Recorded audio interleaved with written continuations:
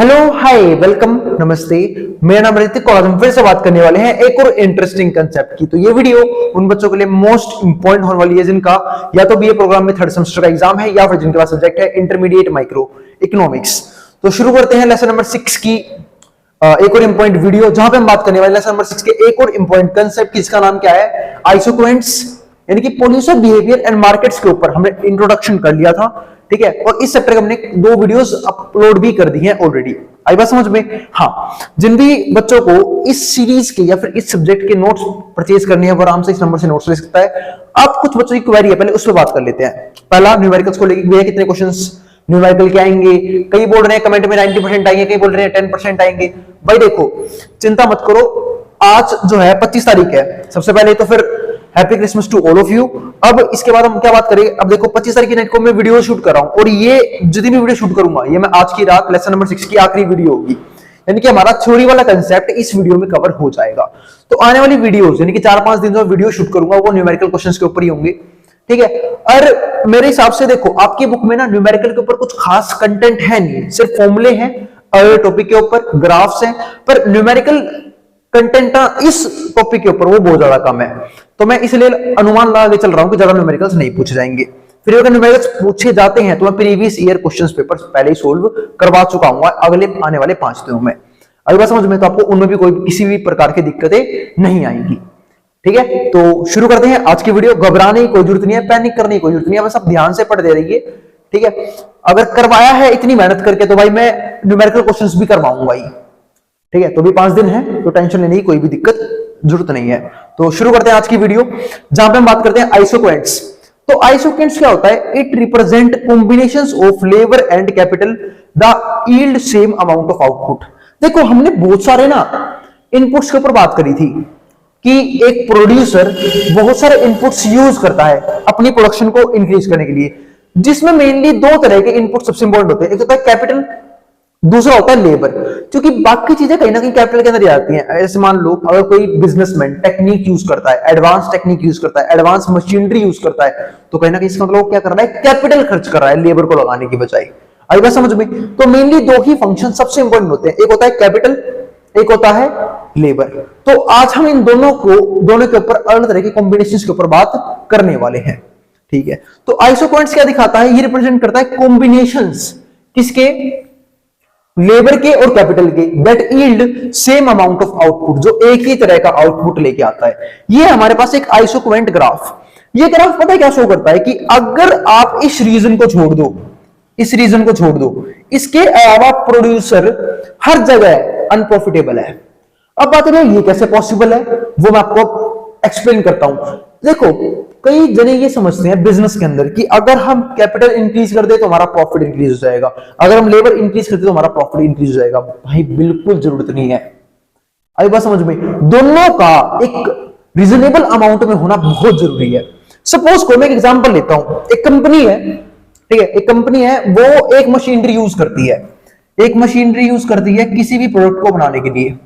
मान लो मशीनरी ए यूज करती है, ठीक है, किसी भी प्रोडक्ट को बनाने के लिए, और ये मशीनरी है ना 10 लोगों से आराम से चलाई जा सकती है, 10 लोगों से। आई बस समझ में? कि 10 पीपल्स इस मशीनरी को आराम से रन कर सकते हैं। क्या मुझे जरूरत है खावा खा मैं इसमें 20 लेबर लगाऊं या 25 लेबर लगाऊं या 30 लेबर लगाऊं? कोई जरूरत ही नहीं है, क्योंकि इससे क्या होगा, मेरा नुकसान हो जाएगा। ठीक है, तो कई बार लेबर लगाना भी बेवकूफी होती है। अगर मुझे लेबर लगाने हैं तो मैं क्यों ना एक्सपेंड करूं इस बिजनेस को, एक की जगह 2 मशीनरी यूज करूं, 2 मशीनरी यूज करूं तो लेबर बढ़ाने की बात बनती है कि भाई इस मशीनरी पे 10 लेबर काम करेंगे, दूसरी मशीनरी बी लेके आऊंगा वहां भी 10 लेबर काम करेंगे, तो आराम से मेरा काम चल जाएगा, कोई दिक्कत नहीं है। लेकिन मुझे पागल कुत्ते का टाइम है, ऐसी एक मशीनरी पे जहां पे 10 लोग सही बैठे हैं, वो आराम से कंफर्टेबली इस मशीनरी को आराम से कम भी नहीं पड़ रहे और चला भी अच्छे से रहे, तो मैं क्यों 20 लोग यहाँ पे यूज करूं या 30 लोग यहाँ पे यूज करूं या 50 लोग यहाँ पे यूज करूं? सपोज करो मैं यूज कर भी लेता हूं, मेरी प्रोडक्शन बढ़ेगी यार, घट जाएगी, घटेगी क्यों, उसका भी एग्जांपल देता हूं। अगर मान लो मैं एक जगह जितनी रिक्वायरमेंट है उतनी चीजें डाल चुका हूं, अब अगर मैं और बंदे डालूंगा वहां पे तो सिंपल से एक दूसरे को डिस्टर्ब करेंगे, क्योंकि काम तो है नहीं, काम 10 जनों का ही था, अब मैं 20 जन इन्वॉल्व कर रहा हूं तो कहीं ना कहीं बकवास करेंगे। ठीक है, उल्टा मेरा पैसा और खर्च हो रहा है क्या, उनकी मजदूरी देने में, तो क्यों लगाऊं और बंदे? ठीक है, तो प्रॉफिट का पता नहीं मुझे, लेकिन लॉस प्रॉफिट कम जरूर हो जाएगा, प्रॉफिट बढ़ेगा बिल्कुल भी नहीं। इसलिए एक प्रॉपर रेशियो बनाया जाता है कि कितनी कैपिटल बढ़ानी चाहिए, कितने लेबर बढ़ानी चाहिए, और दोनों की इक्वली इंपोर्टेंस है। अगर मैं सिर्फ कैपिटल बढ़ा दूं तब भी मेरा काम नहीं चलेगा। अगर मान लो मैं ऐसे सीधे मशीनरी रख दूं ला के, लो और लेबर लगाऊंगी नहीं, क्या प्रोडक्शन हो जाएगी? चलाया कौन मशीनरी? आई बात समझ में? तो ये तो सिंपल सा एग्जांपल है कि भाई अगर मैं सिर्फ कैपिटल इन्वॉल्व कर रहा हूं, यानी कि सिर्फ मशीनरी बढ़ा रहा हूं, सिर्फ पैसा खर्च कर रहा हूं, तब भी बिजनेस मेरा रन नहीं करेगा, मैं अनप्रॉफिटेबल रहूंगा। और अगर मैं सिर्फ लेबर्स बढ़ा रहा हूं तब भी मैं अनप्रॉफिटेबल ही रहूंगा।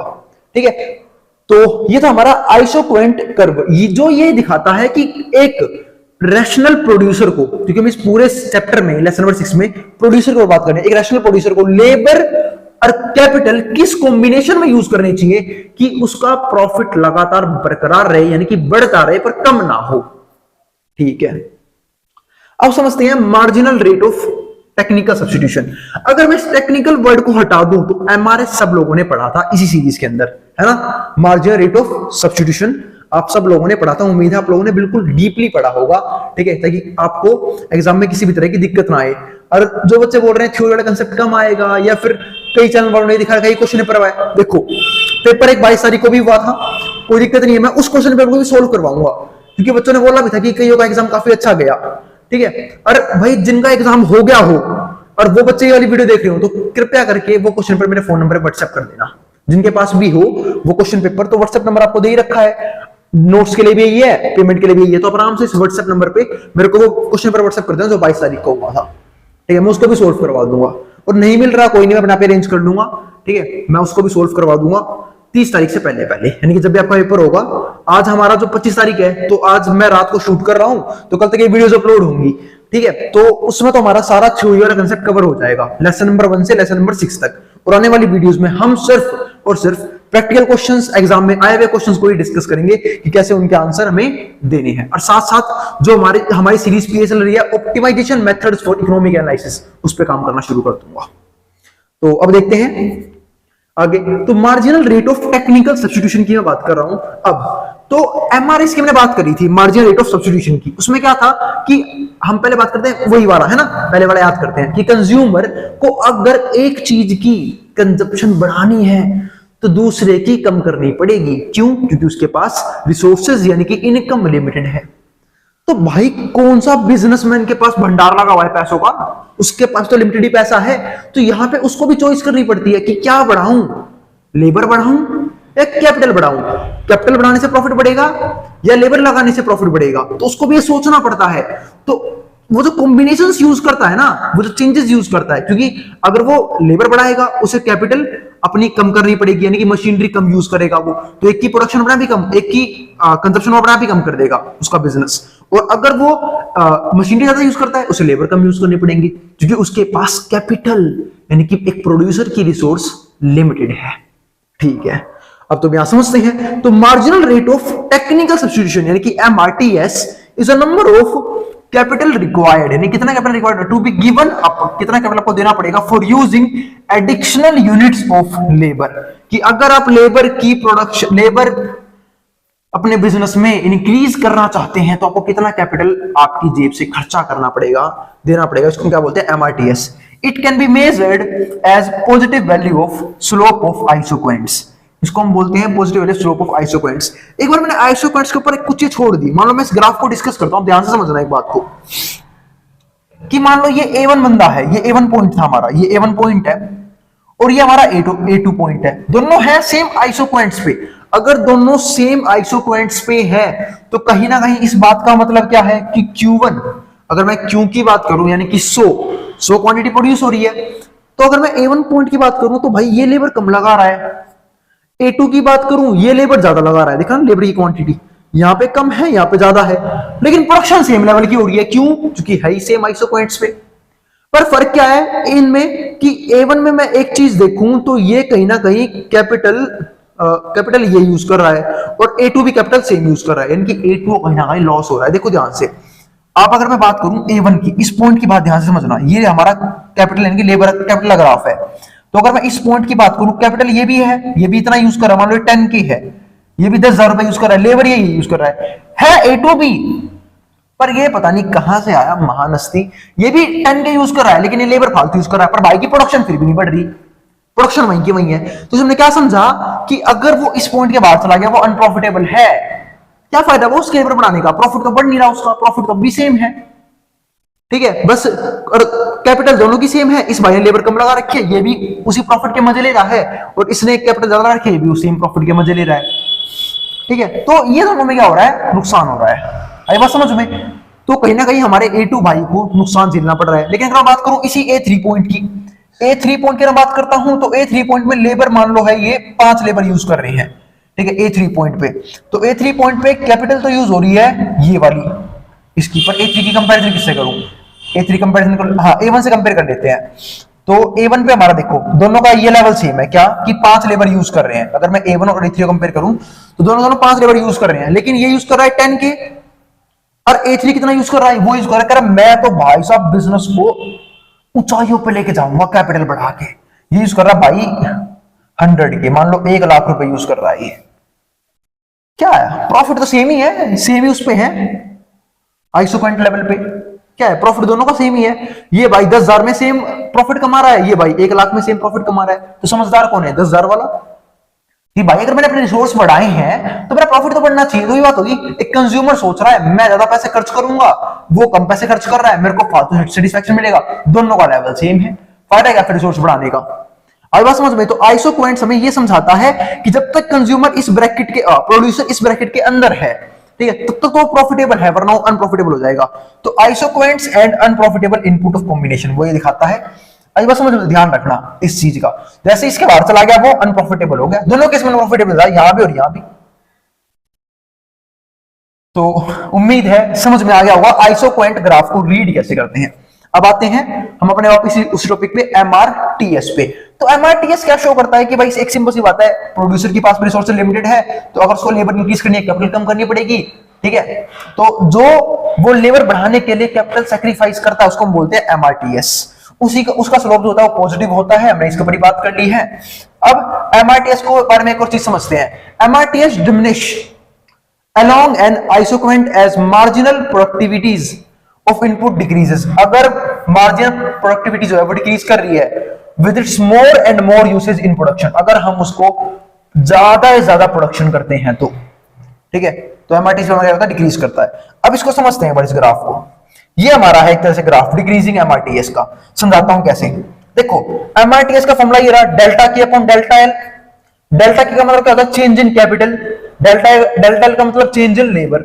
अगर मैं इस पॉइंट की बात करूं तो देखो कैपिटल पहले 80 था, अब 60 हो गया, तो डेल्टा ये कितना आया, 80 से 60 हो गया 20 का, लेबर कितने से बढ़ी, 1 से, तो इसका आंसर आया तो 20। पहले बात हो रही है 20 की, लेबर बढ़ा 1 से। अब अगर मैं 60 से 50 पे आऊं तो देखो पहले उसने कैपिटल जो कम करी थी वो ज्यादा अमाउंट में, यानी कि ज्यादा कैपिटल सैक्रिफाइस करी। अब वो यूं कह रहा है मैं लेबर तो अभी भी 1 ही बढ़ाना चाहता हूं, लेकिन मैं कैपिटल ज्यादा सैक्रिफाइस नहीं करूंगा, मैं कैपिटल सिर्फ 10,000 सैक्रिफाइस करूंगा। तो अब उसने सैक्रिफाइस किया सिर्फ 10,000, ठीक है, और बढ़ाई 1, तो कहीं ना कहीं क्या हो गया, 1 से 10 गया 10 पे, कम हो गई, पहले 20 थी अब 10 हो गई। इसी को बोलते हैं डिक्रीजिंग MRTS। ये हमारा डिक्रीजिंग MRTS है, वो मैंने स्लोप से पता लगा लिया, स्लोप का फॉर्मूला ये रहा। मैंने हर एक केस में सतत स्लोप का फॉर्मूला ही बताया है इस टाइप के क्वेश्चंस में, ठीक है। तो MRTS का स्लोप का फॉर्मूला भी आ गया। अब आते हैं आगे, इलास्टिसिटी ऑफ सब्स्टिट्यूशन, इसके ऊपर बात कर ही चुके हैं। अब देखो कैपिटल 20 यूज कर रहा है, लेबर 4, जब कैपिटल 8 हुई लेबर 10 हो गई, यानी कि एक सिंपल सी बात है, कैपिटल सैक्रिफाइस करना पड़ेगा उसे लेबर बढ़ाने के लिए। जैसे हमने वहां पढ़ा था ना आईसी कर्व में, इंडिफरेंस कर्व में, वही बात यहाँ पे आ गई कि भाई अगर आपको अपने लेबर बढ़ाने हैं तो जेब से मेरे भाई पैसा तो खर्चना ही पड़ेगा, बिना पैसा खर्च करे मैं लेबर बढ़ा नहीं सकता। क्यों, मजदूर फ्री में तो आएंगे नहीं कि सर जी हम वेले बैठे हैं, ठीक है, हम आपके लिए काम करना चाहते हैं लेकिन हमें पैसों की कोई जरूरत नहीं है, हमारे पास घर में पहले बहुत पैसा पड़ा हुआ है, ऐसा तो कुछ है नहीं। तो कहीं ना कहीं उसने लेबर बढ़ाए तो उसकी जो कैपिटल हो गया वो कम हो गई, ठीक है। अब आते हैं इलास्टिसिटी ऑफ सब्स्टिट्यूशन। आप लोगों को याद होगा हमने एक टॉपिक कवर किया था इलास्टिसिटी ऑफ डिमांड, उसी से जुड़ा हुआ है इलास्टिसिटी ऑफ सब्स्टिट्यूशन। एक बार याद करो इलास्टिसिटी ऑफ डिमांड क्या था, कि डिमांड में प्राइस की वजह से किस रेट का चेंज आता है।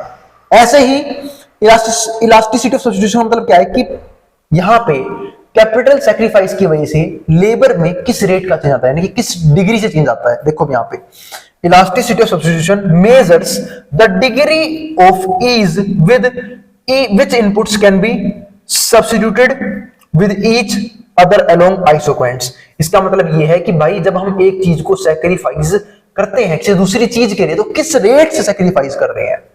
अब बात समझो, इसमें एग्जांपल देता हूं कि अगर मान लो कि कैपिटल मैंने जैसे मैंने पे एग्जांपल तो डिक्रीज कर रहा था, अगर मैं मान लो कि कैपिटल है, कैपिटल थी मान लो सपोज करो 8 से चेंज आ गया कैपिटल में, यानी डेल्टा के आ गया। एग्जांपल देता हूं, पहले 18 की थी कैपिटल, अब 10 की रह गई, डेल्टा के हमारा 8 बन जाएगा। लेबर पहले हमारे पास कितनी थी, 2 थी, ठीक है। लेबर हमारे पास कितनी थी 2 के, अब हो गई है 2 मान लेते हैं 2 यूनिट्स, और यहाँ पे आ गया 4, तो 2 का चेंज आ गया, हमारे पास कितना आ गया 4।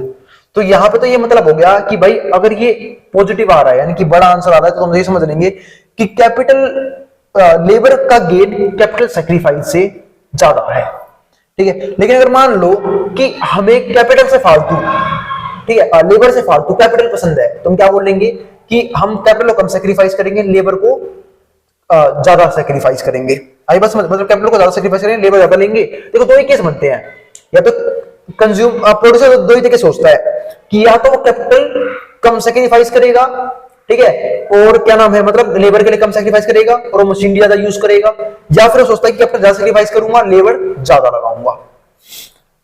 आते हैं अब ये यहां तक तो हमारा टॉपिक ये कंप्लीट हो गया है। अब आएंगे हम अगले टॉपिक पे जहां पे हम बात करेंगे टाइप्स ऑफ प्रोड्यूसर फंक्शंस, यानी 8 तरह के फंक्शंस के ऊपर जो हम बात करेंगे अगली वीडियो में।